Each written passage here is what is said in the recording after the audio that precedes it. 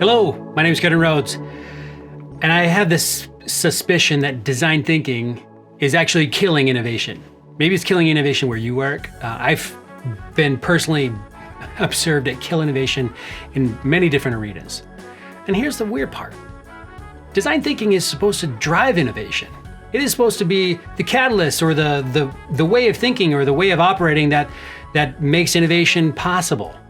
So if you haven't checked out the video where I share with you the definition that I find valuable around design thinking, go check that out now. But here's where I think design thinking is kind of under-delivering, or the initial value that is the reason we reach for design thinking in the first place. So if design thinking is a multidisciplinary approach to problem solving using design methodologies, then here's what I've observed and where design thinking can go wrong. So if you are new to facilitating design thinking exercises or practicing design thinking, I think this will be particularly helpful for you. And if you have been exposed or using design thinking for a while and are just frustrated with the results, hopefully this will be helpful to you as well.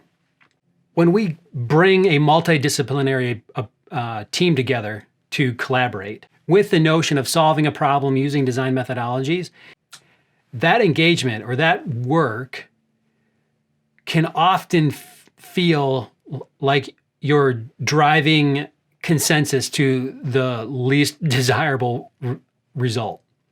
What I mean by that is you get a lot of concerns all in the room together, each represented by different aspects of the business. Again, multidisciplinary approach. And in order to satisfy all of those concerns, you have to mitigate all of the risk right out of the room. By the time you have no risk left, you have a lot of consensus. Everyone around the table can nod, yeah, this is the direction we want to go. But you've eliminated all the risk, and at the same time, you eliminated all of the new ideas and innovation that you could possibly, bring to the marketplace. That to me is the danger of design thinking. If you've got a really powerful personalities in the room that demand the consensus happen across all of the parties involved, then the natural inclination is to drive the expectations so low around the thing you're designing for that everyone agrees that, yeah, I'm willing to risk my particular concerns on this solution. You do that 5, 10, 15 other people's concerns across the business, you can watch that nasty, mushy result move through synthesis and ideation and prototyping and all that and go to the marketplace. And then everybody sits back and says, well, design thinking is really not all that great. Like we produced something we probably were going to produce anyways. Yeah, because you've brought everybody in together and you've eliminated all the risk. And in doing so, eliminated all of the possibilities of doing something new. Because doing anything new is risky. Here's the catch-22.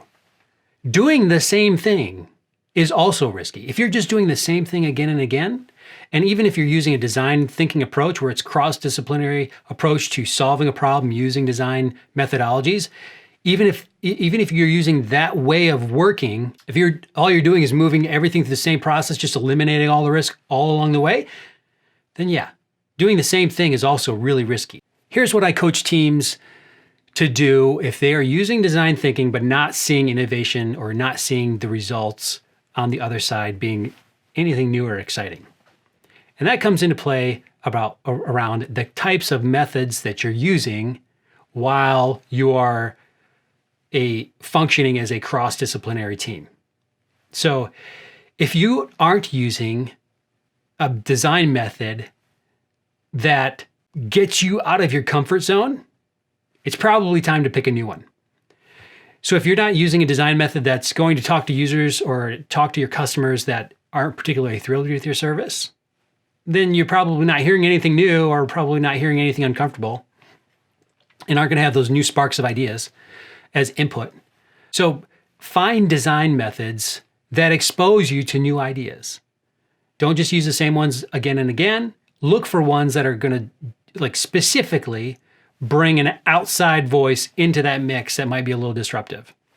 Another thing you're really gonna have to do is ratchet up your tolerance for risk. Design thinking isn't about eliminating all the risk.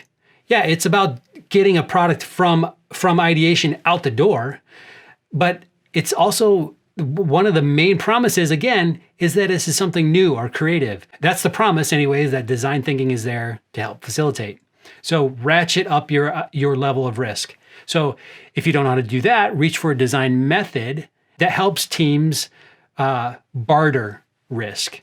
So when you gain consensus across the team, the methods that you use automatically have baked into them mechanisms that expose risk for a party and pull in and reserve risk for a party. So that the parties involved have levers and not everyone's at this mediocre middle. So there's design methods for that. So if you're practicing design thinking, or if you're new to design thinking and getting mediocre results, keep these things in mind. Find methods that expose you to new ideas, and ideally ideas from outside of that that cross-disciplinary team, but also ratchet up your team's tolerance for risk. Nothing ventured is nothing gained. So my hope is that you can leverage design thinking to launch new and creative ideas, and not just more of the same mush over and over again.